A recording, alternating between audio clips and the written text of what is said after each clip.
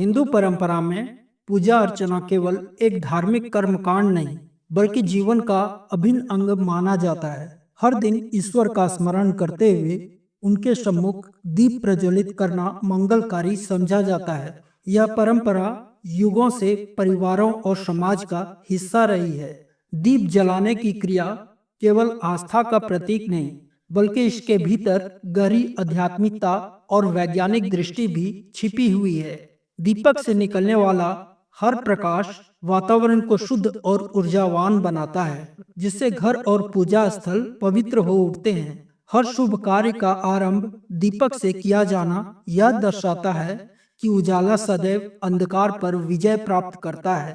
जब हम दीप जलाते हैं तो यह हमें याद दिलाता है कि ज्ञान ही अंधकार को दूर करने का एक साधन है। साथ ही इस क्रिया से मन को शांति, एकाग्रता और ईश्वरीय कृपा की अनुभूति होती है।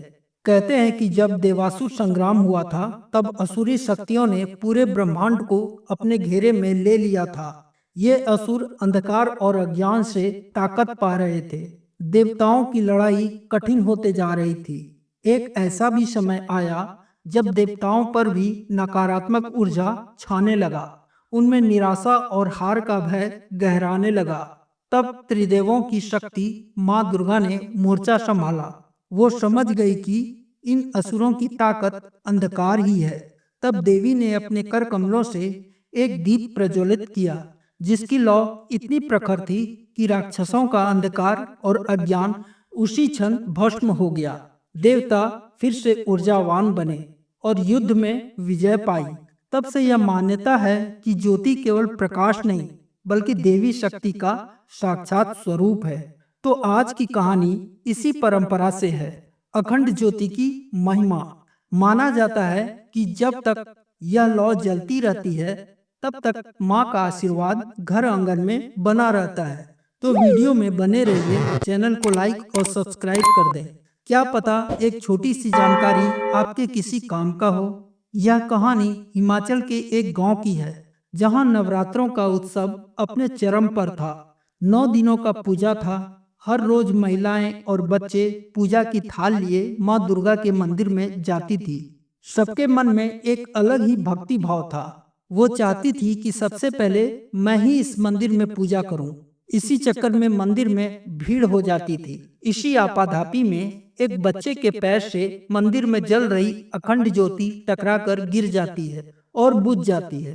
फिर क्या था, पूरे मंदिर परिसर में भय का माहौल उत्पन्न हो गया। लोगों ने बच्चे और उसकी माँ, जिसका नाम सरला था, उसको डांटना शुरू कर दिया। सरला अपने परिवार के साथ हर साल नवरात्रि में अपने घर आती थी। अब सरला के मन में यह विचार आने लगे कि इस साल ऐसा क्या अपशगुन होने वाला है जो उसके बच्चों के हाथों ये अखंड दिया बुझ गया। इस भीड़ में तो और भी कई लोग थे, कई बच्चे थे, पर उनसे तो कुछ नहीं हुआ। उसका मन बैठने लगा, धड़कनें तेज होने लगी, आंखों से आंसू बहने लगे। सरला को एक ही पुत्र था। आसपास के लोग तरह तरह की बातें करने लगे। कुछ ने इसका उपाय भी बताया। सरला एकदम घबरा सी गई। तब मंदिर के पुजारी ने सरला को कहा, तुम क्यों इतना डर रही हो? ये माँ का दरबार है। माँ सिर्फ भक्ति भाव देखती है और कुछ नहीं। ये अखंड ज्योति मैं फिर से जला देता हूँ। इस पर सरला बोली, पुजारी जी, मैं कुछ खोना नहीं चाहती हूँ। मेरा छोटा सा ही परिवार है। माँ की कृपा से सब कुशल मंगल है, लेकिन मेरे बच्चों के हाथों ये अप्रिय घटना हो गई। अब इसका क्या उपाय है? ये कोई अनहोनी का संकेत तो नहीं है पंडित जी? तब पंडित जी ने कहा, बेटी, हम लोग यहाँ पीढ़ियों से माता की पूजा कर रहे हैं और मेरा विश्वास करो, माँ के सामने बोल रहा हूँ कि ये कोई अपशगुन नहीं है। कभी कभी भीड़ में ऐसी घटनाएं हो जाया करती है। इसके पीछे प्राकृतिक कारण भी हो सकते हैं, जैसे हवा या तेल खत्म हो जाना। ऐसे में निराश होने के बजाय दीपक को दोबारा जलाना चाहिए। इसे दोबारा जलाने से कोई हानि नहीं है। कई लोग इसे अपशकुन मानते हैं, जो पूरी तरह से अंधविश्वास है।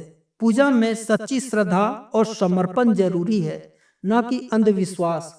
माँ अपने भक्तों की नियत और कर्मों को महत्व देती है। इस पर सरला आश्वस्त और सहज हो गई। वहीं मंदिर परिसर में बाकी औरतों ने भी अपनी सहमति जताई। एक औरत ने कहा, पंडित जी, हमें अखंड ज्योति से जुड़ी पूरी जानकारी दीजिए, जिससे हम सब इसका महत्व को ठीक से जान सके। तब पंडित जी ने कहा, ठीक है, आप सब बैठ जाइए। फिर पंडित जी ने कहा, पहले दिन कलश स्थापना करने के बाद अखंड ज्योति जलाई जाती है, जो पूरे 9 दिनों तक दिन रात जलती रहती है। संकल्प लेकर अखंड ज्योति जलाने और माता की पूजा करने से भक्तों की सभी मनोकामनाएं पूर्ण होती है।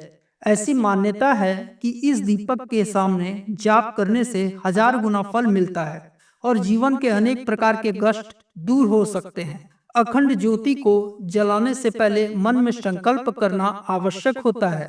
माँ देवी से प्रार्थना करते हुए इस संकल्प को पूरा करने का आशीर्वाद मांगा जाता है और फिर दीपक को जलाया जाता है। शास्त्र के अनुसार भूल करके भी अखंड ज्योति वाले दीपक को भूमि पर नहीं रखना चाहिए। ऐसा करने से अशुभ फल प्राप्त हो सकता है। ऐसे में हमेशा उसे चौकी पर लाल कपड़ा बिछा करके ही रखें। अगर ऐसा संभव ना हो तो जमीन पर अष्टदल बनाएं और फिर अखंड दीप जला दें। अगर आपने नवरात्रि के पहले दिन घर में अखंड ज्योति जलाई है तो उसे कभी अकेला नहीं छोड़ना चाहिए। साथ ही उसे गलती से भी बुझने नहीं देना चाहिए। ज्योति का बीच में बुझना बड़ा अपशकुन माना गया है। अखंड ज्योति जलाने पर इस बात का विशेष ध्यान रखें कि उसकी बाती सही हो, ताकि वह बीच में ना बुझे। इसके लिए 1.25 हाथ जितना रक्षा सूत्र दीपक के बीचों बीच रखें और अखंड ज्योति के लिए गाय का शुद्ध घी ही इस्तेमाल करें। अखंड ज्योति के पास फूल और अक्षत भी अवश्य रखने चाहिए। ऐसा करके अपनी मनोकामना बोले, इसे बेहद ही शुभ फल की प्राप्ति होती है। जब भी घी खत्म होता हुआ दिखे तो उसे तुरंत दोबारा भर दे। अगर घी का प्रयोग करना संभव ना हो तो आप तिल तेल का इस्तेमाल कर सकते हैं, लेकिन ध्यान रखें तेल शुद्ध होना चाहिए, क्योंकि यह भी आध्यात्मिक शक्ति और प्रकाश का प्रतीक है। मान्यता है कि अखंड ज्योति की गर्मी दीपक से 4 अंगुल तक चारों ओर अनुभव होनी चाहिए। साथ ही उसकी लौ सुनहरे रंग की होनी चाहिए। इस दौरान दीपक से दीपक जलाने का प्रयास नहीं करना चाहिए और बाती को भी बार बार नहीं बदलना चाहिए। अखंड ज्योति को हमेशा माता के दाईं तरफ रखना चाहिए, लेकिन अगर दीपक सरसों तेल का हो तो उसे बाईं ओर रखें। 9 दिनों के बाद दीपक को नहीं बुझाना चाहिए, बल्कि इसके बजाय उसे खुद बुझने देना चाहिए। नवरात्रि के दौरान अखंड ज्योति जलाने से सुख समृद्धि आपको प्राप्त होती है। जिन घरों में नवरात्रि के दौरान अखंड ज्योति जलती है, उन घरों का वास्तु दोष भी दूर हो जाता है। इसके साथ ही पितरों का भी आशीर्वाद प्राप्त होता है। अखंड ज्योति के सकारात्मक प्रभाव से आपके अटके कार्य बनने लगते हैं। शनि और राहु केतु के बुरे प्रभाव से भी आप बच सकते हैं।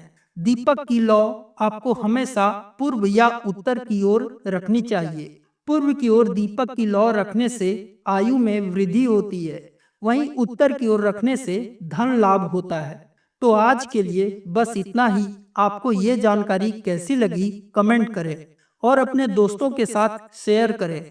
मिलते हैं अगली वीडियो में एक नई जानकारी के साथ। तब तक के लिए जय हिंद, जय मां भारती।